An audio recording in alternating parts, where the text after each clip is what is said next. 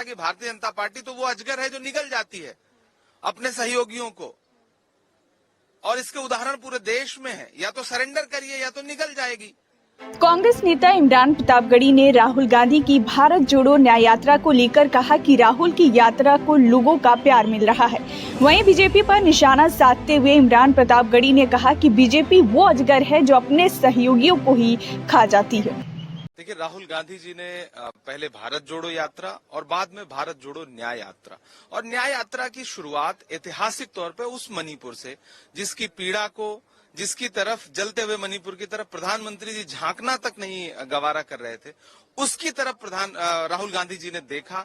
पहले गए, वहां के लोगों को सीने से लगाया, उनका दर्द पोंछने की कोशिश की, और उसके बाद यात्रा की शुरुआत वहीं से करना, और फिर सफलतम हर स्टेट में अपना दौरा पूरा करते हुए राहुल जी मुंबई पहुंचे हैं। और कल ऐतिहासिक तौर पे जिस तरह से पालघर, भिवंडी, ठाणे लोगों ने स्वागत किया है, वो दर्शा रहा है कि यात्रा हर राज्य में बहुत सफल थी, लेकिन महाराष्ट्र ने बहुत बाहें फैला के स्वागत किया। और चूंकि महाविकास अघाड़ी यहाँ पे बहुत मजबूत है और राहुल जी की यात्रा का असर लोकसभा चुनाव में अक्षरशः दिखेगा, और यहाँ पे महाविकास अघाड़ी क्लीन स्वीप करेगी भारतीय जनता पार्टी के खिलाफ, एनडीए के खिलाफ। सर, वही अगर हम बात करें, लगातार ऑपोजिशन हो, राहुल गांधी हो, कांग्रेस हो, ईडी आईडी की बात कर रहे हैं कि मिसयूज किया जा रहा है।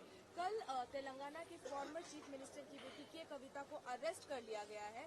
वहीं पे कांग्रेस के जो तेलंगाना के लीडर्स है वो कह रहे हैं कि बीजेपी बीआरएस का स्ट्रैटेजी है वोट टर्नआउट। देखिए, पहले सवाल का जवाब ये है कि पिछले 10 साल में भारतीय जनता पार्टी ने ईडी का, आईटी का, एजेंसियों का जो उपयोग किया है, मतलब वो सिर्फ इसीलिए तो किया है कि विपक्ष को कुचला जा सके और कॉर्पोरेट से किस तरह से एक्सटॉर्शन किया जा सके। कल राहुल जी ने अपनी प्रेस कॉन्फ्रेंस में खुल के यह बात बताई कि इलेक्टोरल बॉन्ड जो है वो कितना बड़ा भ्रष्टाचार है कि पहले ईडी जो है वो छापा मारती है किसी कंपनी के खिलाफ, और उसके अगले 10 दिन 15 दिन के अंदर जो है वो कंपनी 100 करोड़ 200 करोड़ रुपए डोनेट करती है, इलेक्टोरल बॉन्ड खरीदती है। तो ये सीधे सीधे बहुत बड़ा एक्सटॉर्शन है। दूसरी बात रही बीआरएस की बात, तो बीआरएस को यह बात समझनी चाहिए थी कि जब वो भारतीय जनता पार्टी को फायदा पहुंचा रहे थे स्टेट में, जब वो सत्ता में थे, तो उन्हें ये पहले से पता होना चाहिए था कि भारतीय जनता पार्टी तो वो अजगर है जो निगल जाती है अपने सहयोगियों को, और इसके उदाहरण पूरे देश में है। या तो सरेंडर करिए या तो निगल जाएगी। तो जब आप नूरा कुश्ती कर रहे थे तब आपको यह बात समझनी चाहिए थी कि एक दिन भाजपा जो है वो अपनी राजनीति आप पर थोपने की कोशिश करेगी, और वो अब हो रहा है।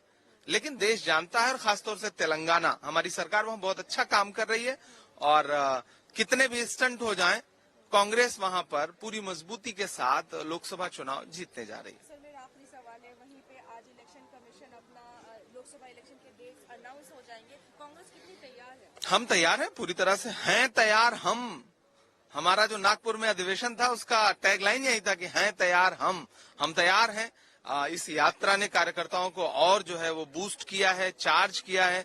कार्यकर्ता पूरे देश का तैयार है। इंडिया अलायंस होने से और उत्साहित हैं लोग, और ज्यादातर स्टेट में सीट शेयरिंग हो चुकी है। महाराष्ट्र भी कल आखिरी मीटिंग हो चुकी है, सीट शेयरिंग हमारी फाइनल हो चुकी है।